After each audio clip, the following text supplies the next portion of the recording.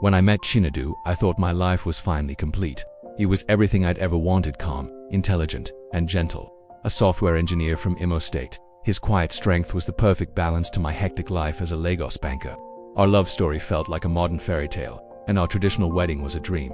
I thought I had found my happily ever after. I was wrong. I had married into a family that never sleeps. My first visit to his family compound should have been a celebration. Instead, it was the beginning of a nightmare. The compound was idyllic by day, filled with the lazy crowing of chickens and the soft Harmattan haze. But when night fell, a chilling silence descended, only to be broken by sounds that made my skin crawl. Whispers from empty corners, footsteps on the dry earth when everyone should have been asleep. On the first night, I heard a faint sliding sound outside our window. I nudged Chinedu. "Nadu, did you hear that?" He just sighed, his voice thick with sleep. "Ada, just sleep. It's normal here." But it wasn't normal. The sounds grew louder, a synchronized rhythm of slow, deliberate footsteps. It sounded like a procession, but who would be walking at this hour? I couldn't ignore it. My heart was pounding in my chest as I crept to the window and peeked outside. What I saw will haunt me for the rest of my life. Chinedu's entire family, his mother, his father, his uncles, stood motionless in the middle of the compound. They weren't talking or moving, they were just standing, their bodies perfectly still, all facing the dark, looming forest that bordered the property. I gasped, my hand flying to my mouth to stifle a scream. Their eyes were wide open, staring blankly into the darkness, but they weren't seeing anything. They were like statues, their chests not even rising and falling with breath. Then, one of his uncles tilted his head, a slow, unnatural movement that sent a wave of pure terror through me.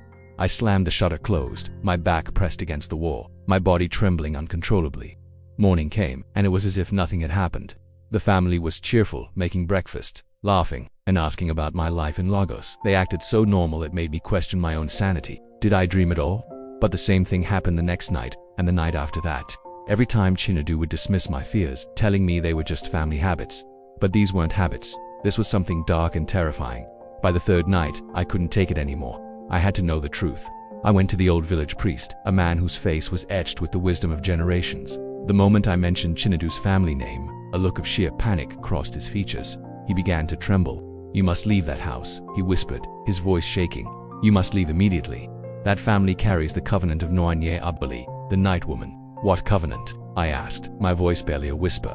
The priest explained a horrifying story that seemed ripped from a forgotten legend. Generations ago, Chinedu's great-grandfather, desperate for wealth and prosperity, made a pact with a powerful spirit of the night. In exchange for riches, the family was cursed. Every firstborn in their household had to serve as silent watchers of the forest where the spirit dwelled, staying awake every single night between midnight and 3 in the morning. Breaking the watch meant death. The priest's words hit me like a physical blow. Tears streamed down my face as I stumbled back to the compound.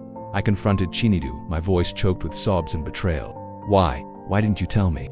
He finally broke down, the calm demeanor he always wore crumbling away to reveal a man trapped by his own heritage. He confessed that he'd kept it a secret because he was terrified of losing me. The worst part, the curse was about to be passed to him at the next new moon. He would become the new head watcher, and as his wife, I would be bound to the same fate, forced to spend my nights as a sleepless sentinel. The night of the new moon arrived with an unnatural stillness in the air.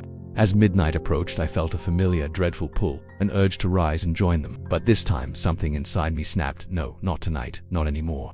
I watched as Chinedu and his family rose one by one, their eyes vacant, and filed out of the house like puppets on a string. My heart pounded against my ribs, but I gathered every ounce of courage I had and followed them into the suffocating darkness of the forest. They led me to a clearing where an ancient, crumbling stone shrine stood.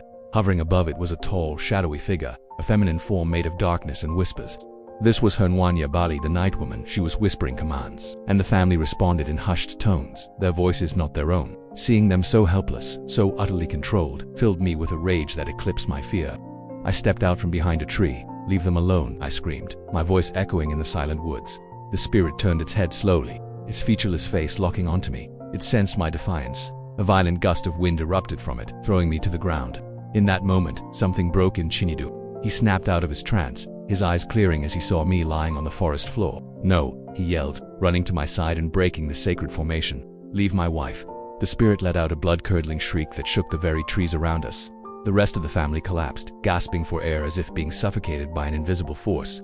Desperate, my eyes darted around and fell upon an old, carved staff leaning against the shrine. It was covered in strange symbols.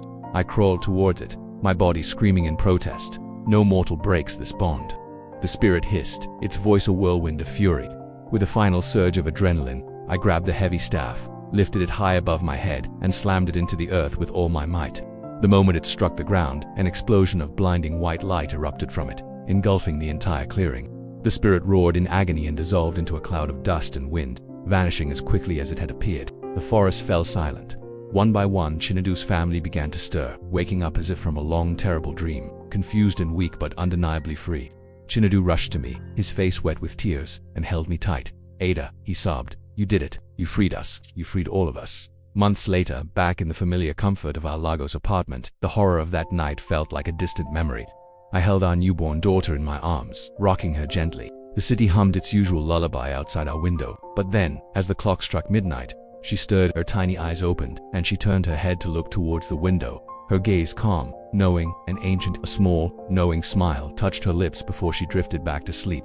I let out a breath. I didn't realize I was holding a new kind of fear coiling in my stomach. They say some curses can be broken in a day, but I wonder if others just echo for generations, waiting for their turn. Thanks for watching. If this story sent a chill down your spine, don't forget to like, subscribe, and hit the notification bell so you never miss another tale from the shadows.